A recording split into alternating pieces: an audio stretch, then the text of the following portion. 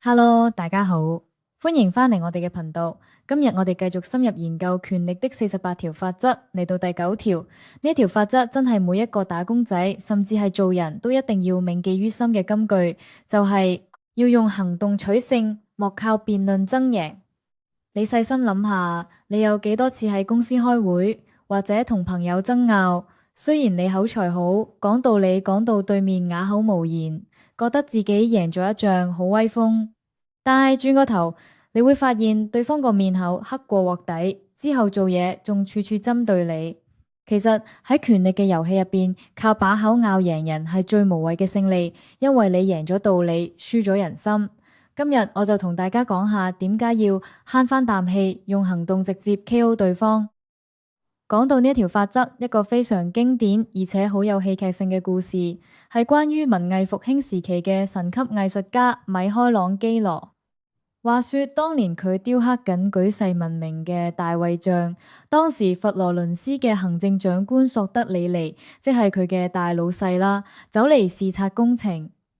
呢位長官呢，其實對藝術識條鐵咩？但係為咗顯示自己嘅權威，佢就裝模作樣咁行個圈，然後指住個雕像個鼻，喂，大師，我覺得呢個大衛個鼻好似大得滯喎，整細少少會唔會好睇啲啊？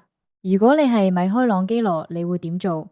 當時個雕像已經好完美，個長官明顯係亂噏24。如果佢即場同長官辯論，你識咩嘢啊？個比例係咁樣先啱㗎，咁樣一定會落咗長官面，以後隨時冇運行。米開朗基羅非常聰明，佢冇出一句聲反駁，反而好誠懇咁話：長官講得有道理，等我即刻收一收佢。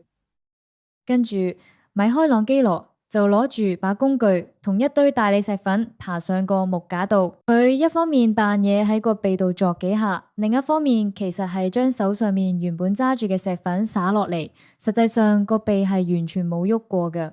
過咗一陣，佢望住長官問：閣下而家覺得點樣啊？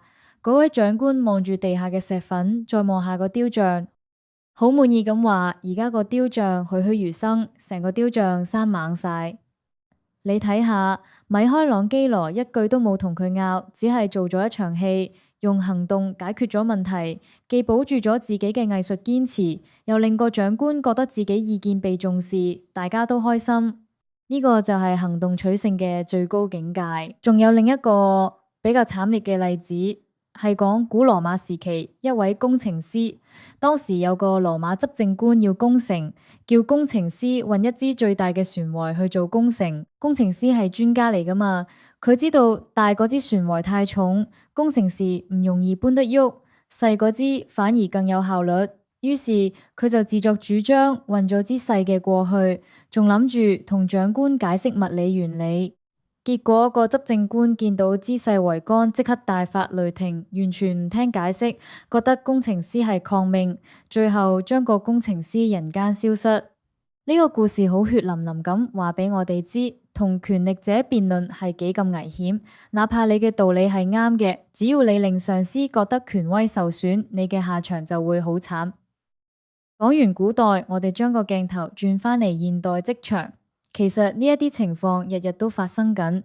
舉個好實在嘅例子，假設你係一個網頁設計師，有一次你設計咗一個網頁版面，無論係顏色配搭定係按鈕位置，都係經過你專業分析，最符合用戶體驗嘅。點知你攞去俾老細或者個客睇，佢哋一睇就皺眉頭，話啊邊個邊個，我覺得呢度要轉用鮮紅色，個 logo 要再放大10倍，咁先夠搶眼嘛。作為專業人士，你個心一定係諗，哇，咁樣整出嚟咪成個山寨網咁，好肉酸喎。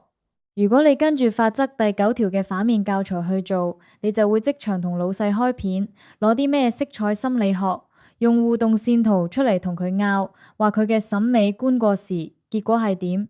就算你講贏咗，老細會覺得你唔聽話，難相處，甚至覺得你睇唔起佢。佢可能表面上話好啦，是但啦，但心入邊已經對你有條刺，年尾對你嘅個人評估報告都唔會好得去邊。既然知道呢條法則咁重要，咁我哋平時返工可以點樣具體實踐呢？首先，你要戒除一種即時糾正別人嘅衝動。好多聰明人最大嘅弱點就係忍唔住要話俾人知自己啱，對方錯。當你聽到上司或者同事提出一啲你覺得唔合理嘅意見時，深呼吸，忍住唔好即刻講唔係喎，你錯啦。第二步係將你嘅論點轉化做視覺化或者實體化嘅證據。如果係做設計嘅就出圖，做 sales 嘅就攞業績數據，寫程式嘅就寫個 demo 出嚟。文字同語言係會有誤解嘅，但係實物擺喺眼前就係鐵一般嘅事實。唔好浪費時間喺會議室爭論對定錯，直接話不如我試做個樣板出嚟，大家睇下。咁樣做往往先至係最有效。第三，要學識俾面。有時你用行動證明咗對方係錯，對方可能會好尷尬。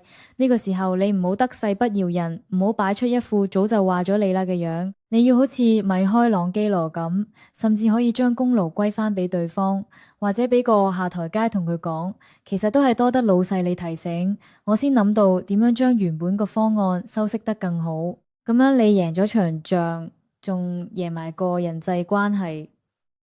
總括嚟講，權力的48條法則第9條教曉我哋，言語係廉價嘅，辯論只會激起防衛機制同怨恨。真正嘅高手係唔會花時間去同人嘈交，佢哋會用行動、用結果去令對手收聲，令對手折服。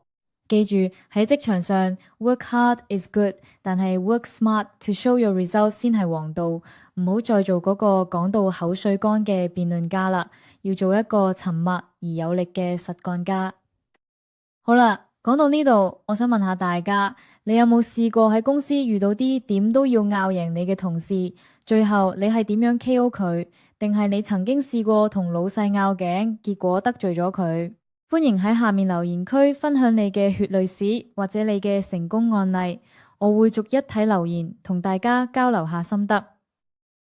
如果你覺得今日條片幫到你，令你學識咗點樣喺職場生存得更聰明，記住要撳個 like，訂閱我哋個頻道，仲要撳埋個鐘仔，咁就唔會錯過下一集嘅權力的48條法則解讀啦。share 埋俾你嗰個成日鍾意同人拗頸嘅朋友睇，救佢一命啦。我哋下集見，拜拜。